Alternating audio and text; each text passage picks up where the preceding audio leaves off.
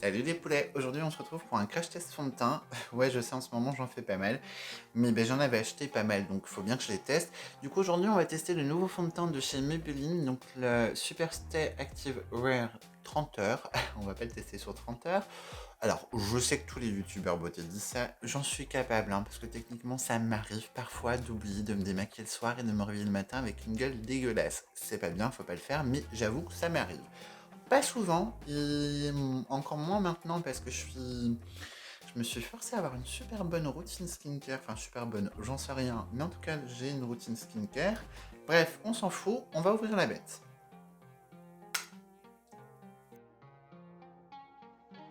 Du coup, moi j'ai pris la teinte la 20 Cameo Beige Éclat.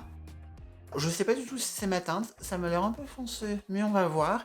Pour petit rappel, au niveau des fonds de teint chez Make Up Revolution, je prends la teinte F4. Uma, je prends la teinte Fair Lady T2C. Moi, j'ai une peau claire à sous-ton rosé. Pour rappel également, j'ai une peau sèche, déshydratée, j'ai des petites plaques de psau, j'ai des rides. Et tout ça, on s'en fout royalement. Mais du coup, ça vous permet de savoir un petit peu si ma peau peut correspondre un peu à la vôtre ou pas. J'ai déjà commencé par appliquer une base. Je vais prendre la Bare With Me. En général, quand je fais un crash test fond de teint, je prends toujours cette base-là parce que je la connais.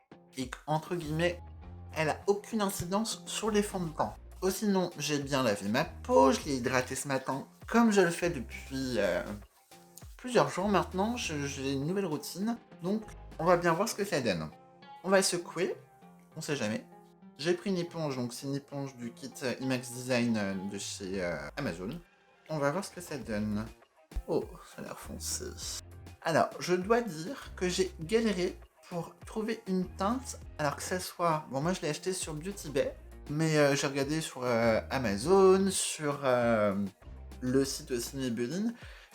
J'ai galéré à trouver un espèce de nuancier. Moi j'aime bien ça, les nuanciers, pour voir un peu la couleur, voir les teintes, voir les sous-tons. Et en fait la couleur ça va. Je me suis pas trompé, c'est peut-être un peu clair, mais ça va. Je vous ai même pas dit les promesses de ce fond de teint. Tenue jusqu'à 30 heures, fond de teint haute couvrance, texture légère, sans transfert, effet mat naturel non gras. Bon bah écoutez, déjà, une application, on a une jolie couvrance. Je pense que ça se voit. On a une très jolie couvrance. C'est pas une haute couvrance, mais on est sur une belle moyenne couvrance, je trouve. Je vous le redis, je vous l'avais déjà dit dans ma vidéo où je faisais un crash test du fond de teint Uma. Je vais pas trop m'attarder au niveau du nez, dans le sens où comme ça fait pas très longtemps que je me suis fait opérer, si ça migre, ça sera pas la faute du fond de teint. Je vais faire une deuxième application. On va tester pour voir ce qu'il donne en superposition, donc j'attends juste quelques secondes. Et du coup, je vais remettre... Bon, je remets 2 pressions et on voit si on en fait un petit peu plus. Oui, j'ai pas envie de mettre d'anti-cerne aujourd'hui, donc on va le faire avec du fond de teint. Bon, j'ai l'impression qu'il faut le travailler quand même assez vite. Bon, alors la teinte, c'est très bien. C'est légèrement clair, mais bon, il y a aussi le fait que je suis en lumière artificielle. Ça va, il a l'air assez stable. Faut quand même le travailler assez vite en superposition. La première couche, je l'ai très bien travaillée. J'ai senti qu'elle se dégradait facilement. La deuxième, attention, en superposition, il a tendance à assécher un petit peu. Et du coup, il faut le travailler assez vite. Enfin, c'est l'impression que j'ai. Il est mat, il n'y a pas de souci. Sans transfert, effectivement, je pense que là, je viens juste de l'appliquer, mais j'ai l'impression que qu'il vient sécher. Après, un effet mat, c'est relativement normal. Mais je pense que côté sans transfert, oui. Il marque pas trop mérite, sachant que c'est pas encore poudré. Hein. Ça va. Pour l'instant, j'aime bien. Bon, je voulais pas mettre d'anti-cerne, mais je vais quand même en mettre. Je vais mettre un petit peu de Shape Tape en teinte 22B, mais juste un petit peu. Voilà, et je vais faire un truc que je fais pas souvent, je vais l'appliquer au doigt. Parce que je veux pas forcément une haute couvrance, je veux juste illuminer un peu le dessous de mes yeux. Et que j'avoue que j'ai pas mouillé de petite éponge. Et je crois que je vais préférer au doigt. Hop, je reprends un peu l'éponge pour blender. Alors bon, les frites du front se sont marquées. En même temps, j'ai beaucoup bougé et vous savez bien que moi, quand j'applique mes fonds de teint, mes rides du front se marquent très vite. Après, c'est aussi peut-être parce que j'ai une peau qui est très déshydratée. Hein. Voilà, ça le fait avec tous les fonds de teint que j'ai testés, tous. Même ceux qui sont bien, ceux qui sont pourris, parce que j'en ai testé des pourris. Mes rides du front se marquent toujours. Et je vais venir poudrer mon teint. Donc je prends la Too Faced, la Born This Way. Je prends toujours la houppette de chez Linda Alberg, mais honnêtement, elle est bien, mais c'est une houppette quoi. Bon, je vais prendre un pinceau, donc j'écrase ma poudre. Et comme d'habitude, donc j'écrase bien et ensuite je balaye. Le fond de teint, la teinte est belle. Avec la poudre de chez Too Faced, ça fausse légèrement la teinte, hein, parce que la poudre, elle a beau être translucide, elle est légèrement teintée. Donc du coup, ça réchauffe un petit peu. Mais écoutez, je trouve que le fini est beau. Je trouve qu'on a quand même une belle couvrance. Hein. J'ai mis 2 applications. Je pense qu'au quotidien, je mettrai une seule application parce que ça fait une couvrance moyenne qui me suffit. Je trouve qu'étonnamment, au niveau de mes rides du front, ça n'a pas trop marqué. Ah, on les voit, parce que forcément, moi, c'est des rides qui sont creusées, donc ça fait du relief. Mais par rapport à d'autres fonds de teint, je trouve qu'elles sont pas trop marquées. Donc ça, c'est vraiment très bien, je trouve. Je sens un peu le fond de teint, donc avant d'avoir poudré. Hein. Dès l'application de la deuxième couche, je sens quand même quelque chose. Donc je pense que c'est lié au côté mat. Et puis effectivement, avec une tenue de 30 heures, bon, je pense qu'il doit être un peu asséchant. Je pense. Mais pour l'instant, écoutez, je valide. Je finis mon teint, puis je vous fais un petit point. Du coup, on se retrouve, j'ai fini mon make-up, j'ai rien fait d'extraordinaire, j'ai pris la palette de chez Simple Beauty, la Jewel Stone. Au niveau des fossiles, donc j'ai pris le modèle Tara de chez 20 Monkey. Voilà. Vous avez le nom dans la barre d'infos. Mais écoutez, ils sont très beaux. Alors, il aurait peut-être fallu que je les coupe un peu pour que ça soit un petit peu plus naturel. Mais en fait, j'aime bien le fait que ça retombe jusque-là. Je trouve que ça donne un petit côté un peu dramatique. J'aime bien. Au niveau des lèvres, j'aime un nude de chez Golden Rose. C'est la teinte Nude Look qui est très confortable. Je trouve qu'au niveau de ma peau, ça n'a pas bougé, ça ne s'est pas oxydé. Bon, après, il y a plein de couleurs, hein, parce que j'ai mis du blush. En blush, j'ai mis le Blossom de chez Beauty Bay. Pour le bronzer, j'ai mis ma palette de chez NYX. Et en highlighter, j'ai mis le Metal Crush, mais c'est soft, je trouve. C'est un peu fade. Donc le Metal Crush de chez KVD Vegan Beauty. Du coup, le fond de teint, écoutez, je trouve qu'il n'a pas trop marqué mes rides. Donc ça, c'est une très bonne chose parce qu'il y a très peu de fond de teint, je trouve, qui ne les marque pas ou qui ne les accentue pas. Sinon, pour le fond de teint, parce que c'est le sujet de cette vidéo, écoutez, au niveau du nez, je vous ai dit que je n'en tiendrai pas rigueur. Néanmoins, j'ai dû me moucher à peu près 3-4 fois et ça n'a... Alors ça a bougé un petit peu, hein, mais c'est très léger. En général, quand j'ai fini de me maquiller les yeux, le nez, il n'y a plus rien. J'ai un trou rouge là. Je suis obligé de tricher avec un peu de poudre pour faire mes fins de vidéo. Là où j'ai rien fait. Et écoutez, franchement, ça va. Donc je pense que le côté sans transfert et longue tenue, il n'est pas menti. Parce que oui, ça fait peut-être que 40 minutes. Mais moi, au niveau de mon nez, 40 minutes, ça équivaut à 20 heures pour quelqu'un de normal. Hein. Donc voilà. Sachant que j'avais pas trop insisté. Donc honnêtement, plutôt bien. Au niveau des rides du front, encore une fois, je trouve que ça les a pas trop marquées. Ça ne les a pas camouflées, mais je trouve qu'elles ne sont pas creusées plus que d'habitude. Beaucoup moins qu'avec mes autres fonds de teint. Donc il les a creusés beaucoup moins qu'avec les autres fonds de teint que j'ai. Franchement, au niveau du fond de teint, je suis agréablement surpris parce que je trouve que la couvrance est très belle. Comme je vous l'ai dit, je pense que je ne ferai qu'une application au quotidien, parce que moi ça me suffit, je ne cherche pas forcément à avoir un teint complètement uniforme, complètement masqué, même si j'aime bien avoir une belle couvrance, et franchement en une application la couvrance était très bien, mais je voulais vraiment tester en deux pour voir ce que ça donne. Et comme je vous l'ai dit, pour moi je trouve que dès qu'il y a une deuxième application, sur la deuxième application, soyez peut-être rapide dans votre geste et dans votre diffusion de matière, parce qu'on sent qu'il sèche un petit peu.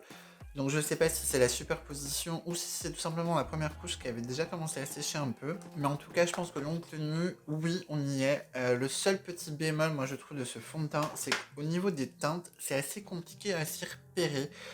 Moi je sais que j'aime bien trouver des photos, vous savez, avec des swatchs ou ce genre de choses, pour voir un petit peu, pour me fier à ces photos pour trouver ma teinte. Et là, j'ai un peu galéré. Mais bon, moi, du coup, j'ai pris la teinte 20, donc la Cameo Beige Light, beige éclat.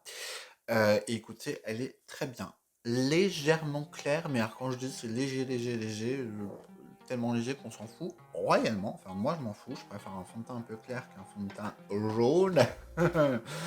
On a déjà vu ça sur cette chaîne, hein, on va pas se mentir. Mes premières vidéos, j'étais jaune. Et pourtant, j'ai pas de fascination pour les Simpsons. Mais bref. Donc du coup, le fond de teint, franchement, je valide. Il est pas très cher, je sais même plus trop les prix, mais c'est moins de 10 € je pense. Moi, je l'ai acheté sur Beauty Bay, on le trouve également sur Amazon, on le trouve sur plusieurs sites. Je pense que le lien que vous aurez, moi, ça serait un lien de chez Beauty Bay, puisque c'est là où je fais tous mes achats, donc c'est souvent là où je fais mes liens d'affiliation.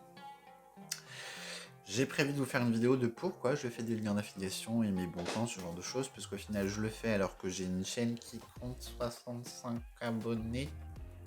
Est-ce que c'est important de faire des liens d'affiliation? Non. Oui. J'ai peut-être prévu de vous faire une vidéo là-dessus. Quand? J'en sais rien. Voilà. Elle n'est pas sur mon planning prévu, donc voilà. D'ailleurs, dites-moi si ça vous intéresse une vidéo où je vous explique un peu pourquoi je fais des liens d'affiliation, comment je fais, par où je passe, sur quel site je passe, ce genre de choses. Si ça peut vous intéresser, n'hésitez pas à me demander, je vous ferai une vidéo dessus. Donc c'est tout pour cette revue sur ce fond de teint. Et bah écoutez, franchement, je valide, puisque... Ouais. J'aime bien. J'aime bien la teinte, j'aime bien l'effet. J'ai pas l'impression d'avoir 50 ans de plus. Donc... Ouais, je sais, j'en demande pas plus à mes fonds de teint. Moi, une belle couvrance, un beau shooton, et ne pas faire 50 ans de plus. Voilà. J'en demande pas beaucoup. Alors, petite update, je suis pas coiffée du tout. J'ai passé la journée à faire du montage. Je pense que ça se voit, j'ai des petits yeux. Je voulais juste refaire un petit retour avec le fond de teint. Alors, déjà, ce que je vois, c'est qu'au niveau de la couleur, il est peut-être légèrement trop rose pour moi, mais moi, ça me choque pas. Je sais pas ce que vous en pensez. C'est un petit peu plus rosé, mais c'est pas choquant. Sinon, au niveau du fond de teint, il est plutôt très bien tenu. Bon, le nez, je vous l'ai dit, hein, mais moi, je passe mon temps à moucher en ce moment, donc c'est vrai qu'on va pas trop en tenir rigueur. Par contre, au niveau du front, je vois qu'il a légèrement marqué un peu quelques petites zones de sécheresse. C'est léger, mais je me suis beaucoup touché, donc peut-être qu'en en mettant qu'une couche, j'aurais pas ce problème-là, parce que je pense que là, c'est vraiment plus la superposition de fond de teint qui fait cet effet-là. Ça fait un petit effet un peu matière. Faut vraiment être très près pour le voir, parce que là, par exemple, à cette distance-là, j'ai mon miroir qui est à peu près au niveau de ma main, avec un angle en moins. Et ça se voit pas du tout. Mais de près, voilà, je vois que ça commence un petit peu à s'estomper. Donc je valide le côté longue tenue, mais je pense par contre qu'en superposition, il va avoir tendance quand même à légèrement marquer les sécheresses au niveau de la peau. Et je trouve que honnêtement, je fais quand même un petit point sur mon nez. Il a bougé, bien sûr, mais sachant que je me suis mouché énormément, je trouve que ça va, c'est vraiment pas énorme. Donc j'ai pas porté le masque aujourd'hui, mais quand même, je trouve que vraiment, il a quand même très bien tenu. Moi j'ai déjà eu des choses comme ça qui arrivent au bout d'une demi-heure avec certains fonds de teint. Honnêtement, je valide vraiment ce fond de teint. Maintenant, juste courage pour trouver votre teinte parce que c'est pas évident. Donc, si vous avez la même teinte que moi, pour rappel, moi j'ai un sous-ton clair, enfin j'ai une teinte claire à sous-ton rosé et du coup, donc j'ai la teinte Cameo qui est très bien. Donc, après, avec mon corps, voilà, c'est un peu plus coloré, mais mes bras sont tout en blanc parce que je m'expose jamais au soleil. Si je mets par exemple avec mes mains, je trouve qu'on a un beau raccord. Donc, très bon fond de teint. Je valide. Les fossiles, je valide aussi. Bon, allez, je vous laisse. Donc c'est tout pour cette vidéo, j'espère que ça vous a plu. Si c'est le cas, n'hésitez pas à me le marquer dans les commentaires, n'hésitez pas à balancer le pouce bleu, soyez paradins, allez-y, pouce bleu. N'hésitez pas à vous abonner à ma chaîne si c'est pas encore fait. Et puis bah moi je vous dis à bientôt pour une prochaine vidéo. Salut les poulets. Le Micro Brown Pencil. Ah, je vais me la péter au youtubeur qui parle anglais. So, for my eyes, I have utilisé the Simple Beauty of the Prodigious Palette. Yes, j'ai fait du franglais. Je suis totalement bilingue. Hein? Donc le Metal Crush de chez KVD Vegan Beauty. Cara Veritas. Décor. Voilà, leur nouveau slogan. Bref, c'est pas le sujet. Et sinon, bah, je fixe mon teint avec la brume morte édition de Noël 2020. Si jamais vous regardez cette vidéo en 2030. Voilà. Pour me référencer, pour Me référencer. Pour me fier, première vidéo, j'étais jaune. Et pourtant, j'ai pas de fascination pour les Simpsons. Mais bref. Non. Oui. Ça serait peut-être au mois de mars. Bah, on est au mois de mars. Ouais, si c'est pour vous dire. Ah, j'adore ces petits mouvements de nez. Puis avec les oreilles de chat, c'est somptueux. Oui, mes cheveux sont dégueulasses. C'est prévu que je les lève ce soir ou demain matin. Demain matin. Ouais, une journée dégueulasse de plus.